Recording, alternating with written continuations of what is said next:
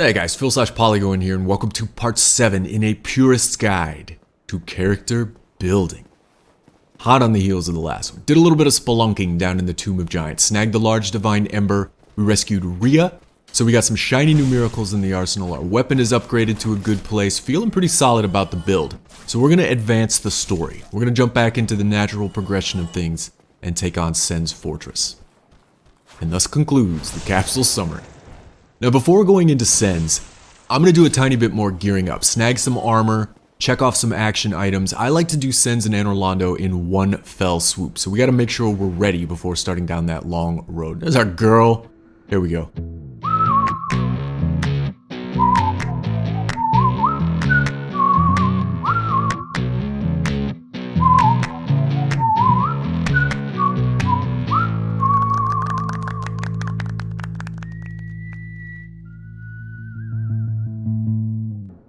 Alright, now as mentioned, my MO, I like to take on Sen's Fortress and Anor Londo as a one-shot. I like to take a very linear, efficient path, burn through Sen's, burn through Anor Londo, culminating in the boss fight against Ornstein and Smo, talk to Folk Guinevere, grab the Lord Vessel, and we never have to worry about route planning ever again.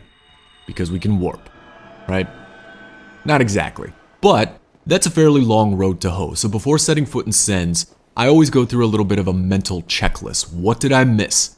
What do I need to advance deep into Anor Londo? What is still available to me at this point in the game, not having placed the Lord Vessel? Only because if you get to Anor Londo and realize you have forgotten something, it is a fucking drag to come back. It is a long run back through that level. Talk to your little gargoyle gatekeeper dude, have him carry you to Sen's, run back through Sen's, go wherever you need to go. It is a drag. So I just like to have my ducks in a row before getting to that point. Ooh, that boar is aggressive. Look at him chase us. First thing I want to do before moving ahead is join up with the Warriors of Sunlight. I want to be a sun bro. Not because we like helping people. I mean, that's all fine and well and good and fun. But we want to take advantage of the miracles these guys offer. Simply for joining up with them, you get access to Lightning Spear. Great offensive miracle. That's their little thank you. Thank you for being a Warrior of Sunlight. Here's a zappy bolt. Have fun. And it's a great miracle. What can I say? I'm going to stick around with these guys for a little bit too. I want to do some co-op throughout Sen's and throughout Anor Londo in order to earn some sunlight medals to get to rank 1, where I can snag great lightning spear. Then I think we're going to look for greener pastures. We're only going to stay with them through rank 1. We're not going to stick around for sunlight blade. This is not going to be a buff build. We're not going to stick around to trade Gwyn's soul for Sunlight Spear, which is the most potent in the family. But you gotta be a Sunbro to cast it, and ain't nobody wanna be a Sunbro forever. We're gonna hit rank 1 and then move on. Sorry fellas, we will be abandoning you. But just a little bit about that. So all things, joining up with the Warriors of Sunlight, all things being equal, all things being baseline, it takes 25 faith. 25 faith will allow you to go pray at the altar of sunlight and join up with the Sunbros. That requirement can actually come down through participating in co-op, which is kind of weird. So any build, any melee, minimal faith, whatever it might be, just go out and do 4 or 5 sessions of co-op and you can still join up with the Sunbros. Just if you want to be a Warrior of Sunlight, or more importantly, learn everybody's favorite gesture, praise the sun, which I have never understood. Personal note, I have never understood the fascination with praise the sun. I think it looks absolutely asinine. Personally, I'm a joy man. I really like the joy gesture. But I guess joy is not as distinctive. It's not as, deeply rooted in the franchise. Everybody out there praising the sun, praise it. No, sometimes I wish there was a gesture called decry the sun. But that's cool. Not everybody has to like everything. Different strokes for different folks. Did want to join up with them though, just to get access to earning sunlight medals from our co-op endeavors. Sen's Fortress is a pretty good place for co-op, and Anor Londo is a phenomenal place for co-op, and we want to be able to snag sunlight medals so we can rank up and snag that great sunlight spear. So we're heading for the basin. Couple things I want to pick up down here, one of which is not this lizard. Serious spear problems. Partisan hitbox problems. Swinging over the top of him, he's gone. He drops Twinkling Titanites and a chance for blue chunks. We have no need for either of those things, so I didn't even bother with the quit and reload. We'll just let him go. Enjoy your life, lizard. Live in peace. I do want to pick up this sweet, sweet leather armor. I do dig this armor set. Kind of weird, but I really like the chest piece. I think the chest piece is super fancy. I think it looks kind of noble, and I think it fits this character. She's a little bit fancy. She's a little bit of a prima donna. So we'll probably put that to work down the way. Down that way is a Black Knight rocking a halberd guarding the Grass Crest shield. We're not going to pick it up. This character is not going to use it, but depending on your build, that is a phenomenal little treasure. Primarily for the stamina regeneration capabilities. If you have that thing on your person, either using it as a shield or slung over your back, gives you stamina regeneration, pretty solid as a shield too. 95% damage reduction, stable, a lot of melee builds will not leave home without a Grass Crest shield. I rarely see it used as a legit shield actually, except for those times in PvP when some dude has been two-handing his weapon for the entire match, probably a claymore, suddenly unslings that thing from his back and broadcasts, I'm gonna try and parry you now. Yeah, shrewd, buddy. Great pickup, just our build's not gonna use it, so we left it alone. We do need to deal with these blue crystal golems though. These guys are incredibly resilient to magic. Actually, most crystalline entities are resilient to magic.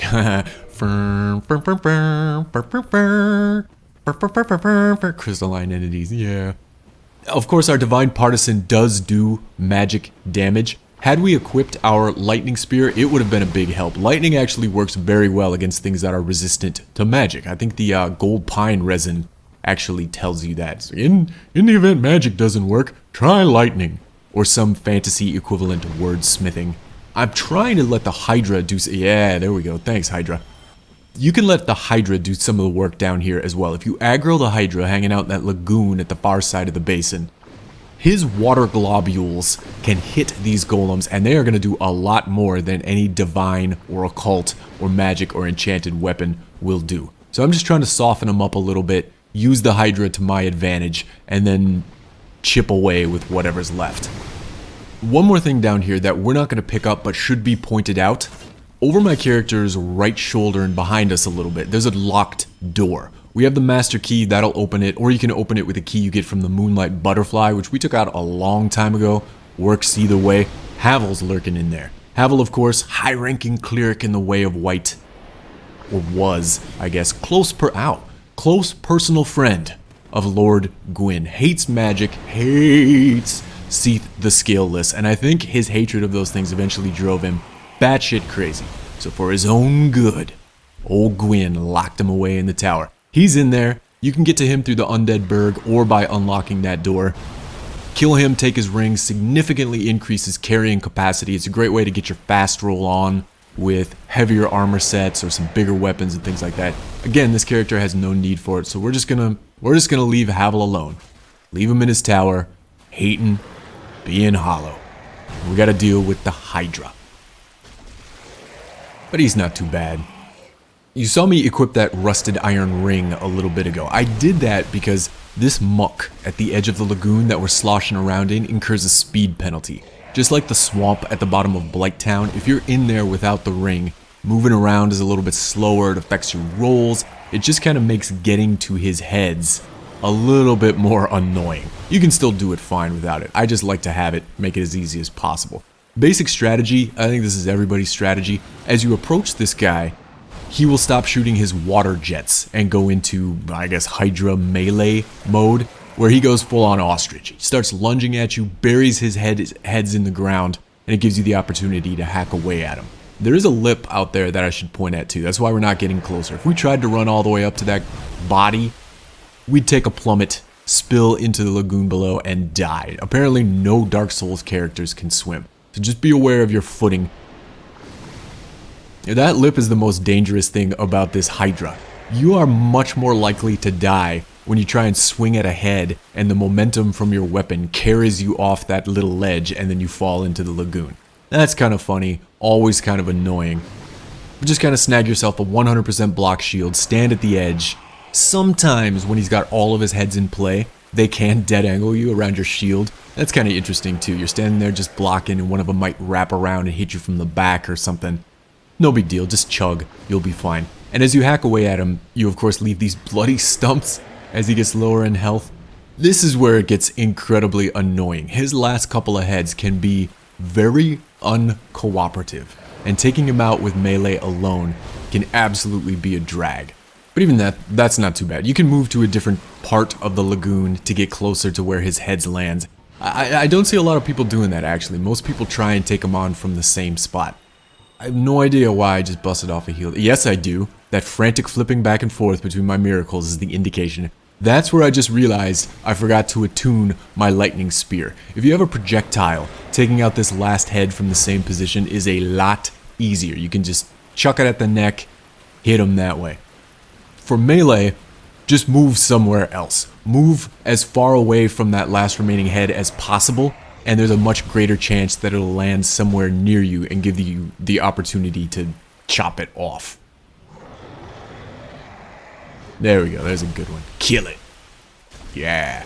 You get a dragon scale for your troubles and that dusk crown ring. I'm not actually familiar with that ring. I don't think I have ever used it for the time I've been playing this game. I know it has to do with sorceries. I think it halves your HP, but maybe increases the amount of castings you have. I'm not sure, I'll look that up after the fact, but it's a sorcery-based ring. Faith and Spears has no need for it, but you pick it up for free. Oi, and now begins a fairly irritating chain of events where we have to slog back and forth to this little grotto that the Hydra was guarding. We're looking for the Crown of Dusk. In addition to the armor, we came down here for the Crown of Dusk. There should be a gold crystal golem hanging out back here. Fairly common glitch in the game, he's not always around. Just do a quit and a reload. He'll show up just like a lizard that you missed. He is the bigger brother of those blue versions we saw earlier, except we have no Hydra to help us out. So we just gotta be careful. He has more HP, a little bit more defensive, hits a lot harder. He can pop you something fierce with his Mike Tyson style hooks there, so be careful, don't get hit, and just chip away at him. We're taking this guy out because inside, trapped inside of him, in that weird little crystal projection on top, is Dusk of Ulasil. You can actually see her in there, which is kind of cool. But we gotta take this guy out, she'll pop out of him.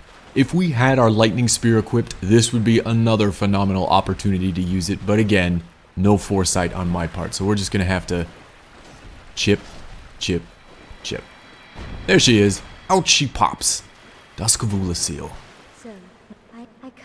She is she's the Jack in the crystal golem box. It sounded absolutely filthy. But we'll talk to her. She says, "You want some help?" Yes, we want some help. Now we gotta run back to where we were fighting the Hydra. Having rescued her, her summon sign will appear. I'm pretty certain you gotta at least summon her once, which is what triggers her armor set to appear back in the grotto. So after talking to her at the summon sign, we'll run back one more time.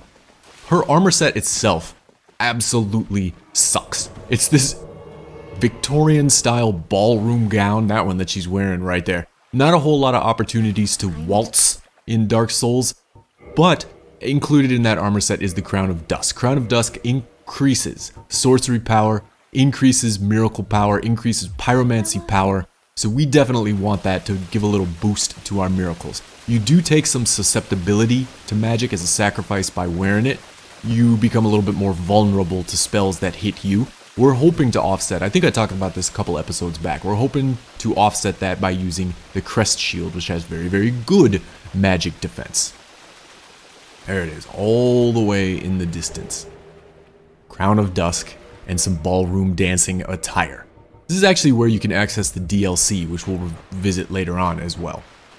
So we'll just pop off a little homeward bone and head back to the parish. Feeling good, feeling ready to take on the long road through Sen's Fortress and into Anor Londo. We've got our more powerful miracles boosted by the Crown of Dusk. We've got the ability to farm sunlight metals, as we are now a grossly incandescent warrior, lit up by the sun.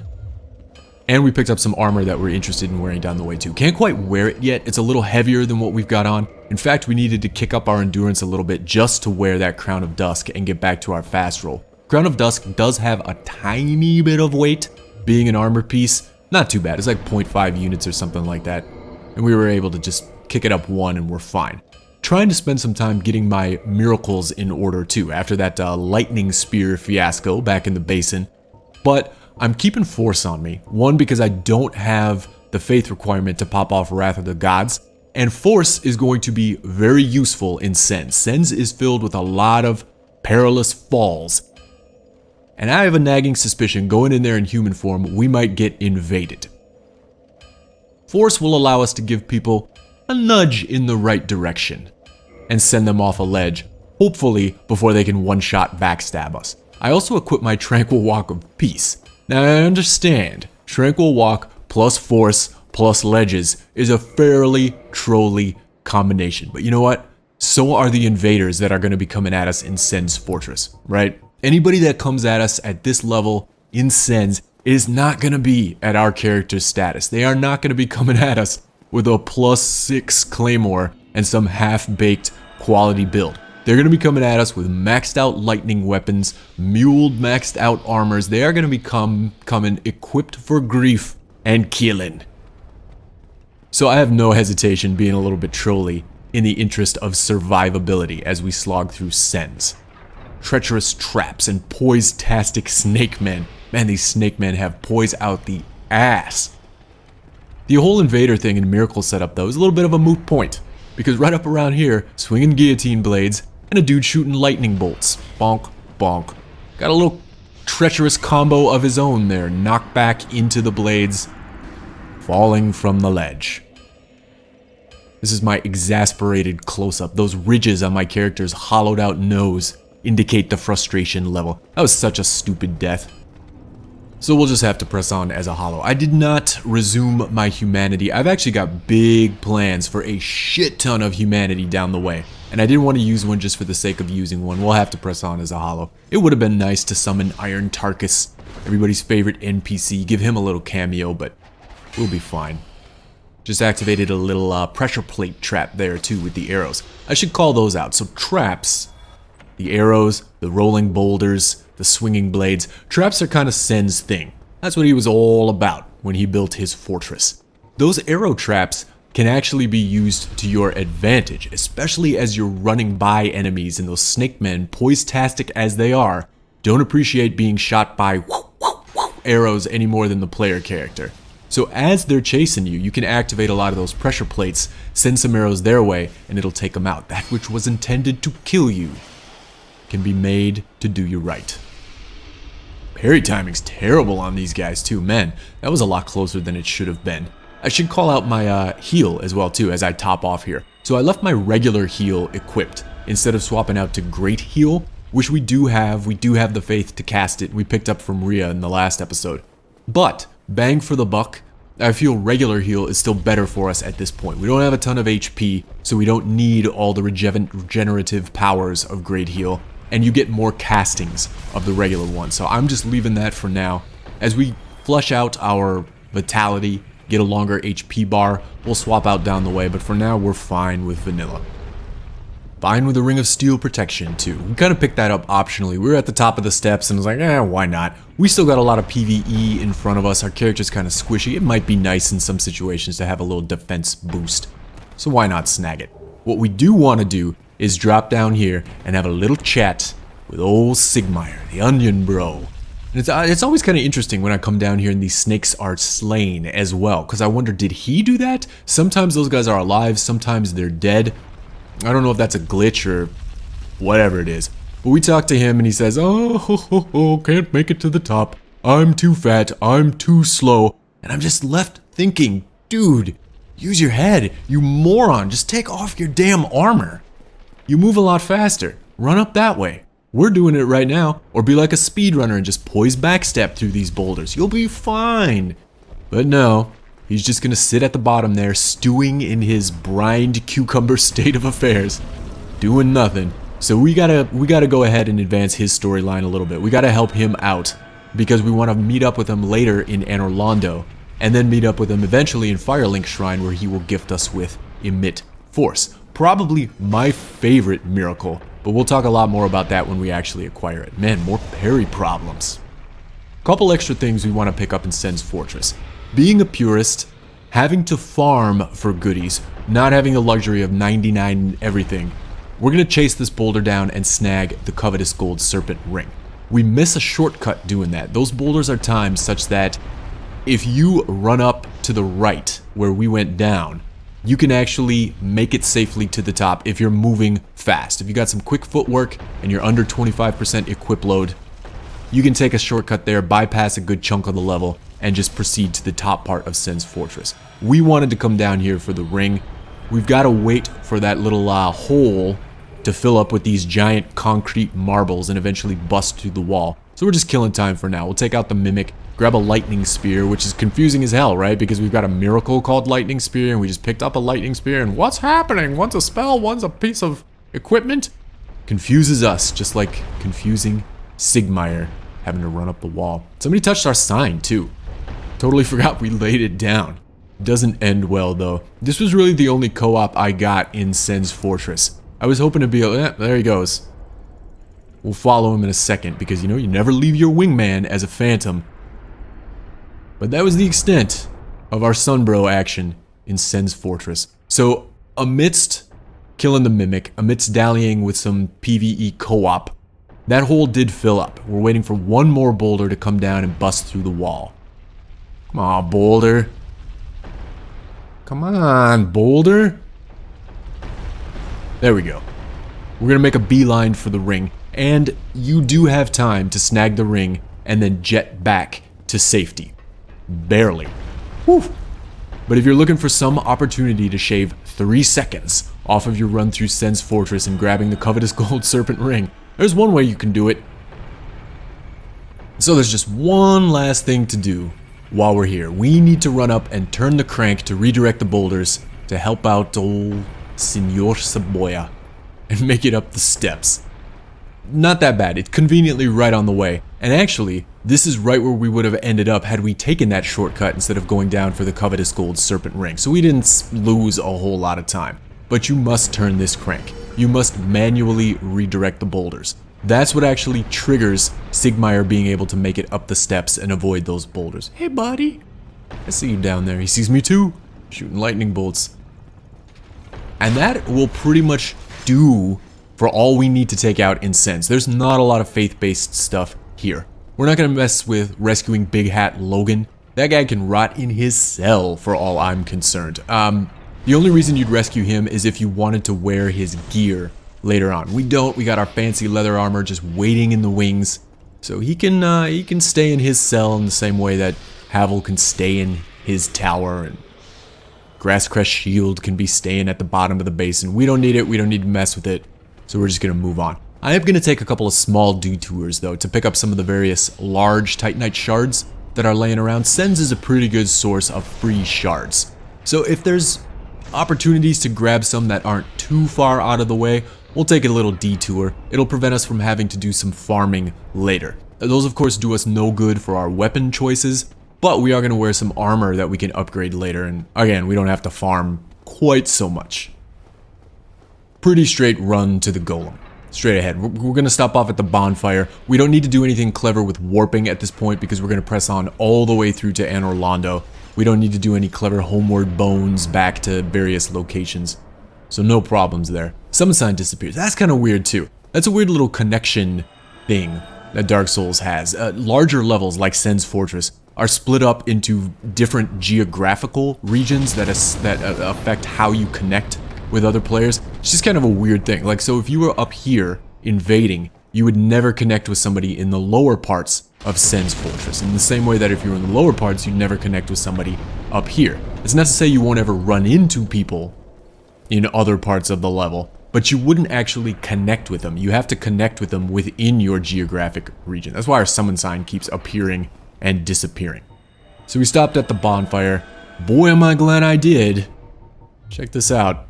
We'll go up the steps. We're gonna poke out our head. A little too far. Oh, there we go. It's almost done, right? No? Almost done now? Nope. Another stupid death. That was some Sigmire style idiocy right there. Oh, I'm too slow. Why can't I make it up the steps? Remove your armor. Oh, I'm getting burned. Why can't I get out of this fire? Take 2 steps backwards. I remember playing through that and just thinking, oh my god, it's almost done, right? How long does this actually burn? I don't remember it burning that. And then we died. Luckily, we were right at the bonfire. Fairly convenient place to die. But now we're just going to run on through. I will say, if you start from a fresh spawn, like at the bonfire, or if you quit and reload and then just run, you can actually progress through this area faster than the dude up there chucking those firebombs can track you. So you don't have to wait for lulls in him throwing. You don't have to try and play it smart. If you just advance a little bit quickly, you'll be totally fine. He will not be able to catch you with his throws. He was able to get us earlier because we were dicking around in some other parts of the level and he knew where we were and he was just kind of waiting for us. But starting fresh, just run through. We do need to address that guy though, because he can continue to throw bombs at you down into the Iron Golem boss arena. My plan was to come up here, just bust up his little bombs, bust up his little oil urns, and then leave the dude alone. That's kind of a funny situation because you can look back at him and he'll just be standing up there, impotent, unable to do nothing. But no, he had to be an ass about it. He had to pop us with his flailing about. So you know what, buddy? I was gonna leave you alone, but you decided to be a dick. And if you present me with the crown of your head after hitting me, I'm gonna spear the shit out of it. So you could have been fine. Could have been left alone. But regardless, we took care of him. Nothing between us and Orlando, but the Iron Golem, who is one of, if not the most straight-ahead bosses in the game. He is your classic, stereotypical, oversized humanoid boss. His initial attack, this wind slash from the Golem axe, that can tag you if you run straight at him, but if you make even the slightest zig and or zag, it'll miss you altogether. And from there, pretty much stay near his feet, chop away at his heels, run through his legs when you see him doing something. He telegraphs his attacks pretty well. It's decently easy to keep tabs on what he's doing. He will go into the stagger animation after you tag him in the heels a couple times, just like the Tower Knight in Demon's Souls. Pop him a couple more times, he falls down. There's a real nice mechanic in the game too, where if he goes into that stagger near one of the edges of this walkway where you're fighting, and you knock him over, he can fall off the ledge. That is always hilarious and so gratifying to see it happen. Mostly for his fall animation. Like he flails a little bit, you can see his legs kicking. You could almost hear the AI going, no, no, no, no, no, no, no, no, no, no, no, no, no, no, no, no. Just like a player who is perched on the edge of a fall and is panic mashing roll to try and not plummet. It's great. It's hilarious. Didn't work out for it that time. That is the one attack you should probably watch out for. He does a little grab. If he catches you with it, most of the time, he'll just pick you up and slam you down for some pretty big damage. But there is a chance that he can heave you off the ledge as well. That always sucks to get caught by when things are going well and then you find yourself grabbed, held up in the air aloft by the giant, and he just tosses you off the side, just casually. Ain't nothing to it. Goodbye. But for the most part, he doesn't pose a threat. You can summon Tarkus for this fight. Tarkus can actually solo this guy. Gives you a nice chunk of souls when you beat him, 50,000 souls, and you get this weird glowing ring that appears that is actually the gateway to Orlando. Not sure what the hell kind of sense that makes. Maybe we'll find out next time as we press on. That'll do it. As always, let me know, what did I do wrong? What did I get wrong? What do you do differently? Thoughts, feedback, comments, always appreciated. I'll see you in the next one where we'll tackle Orlando, continue character building. Alright, see you guys.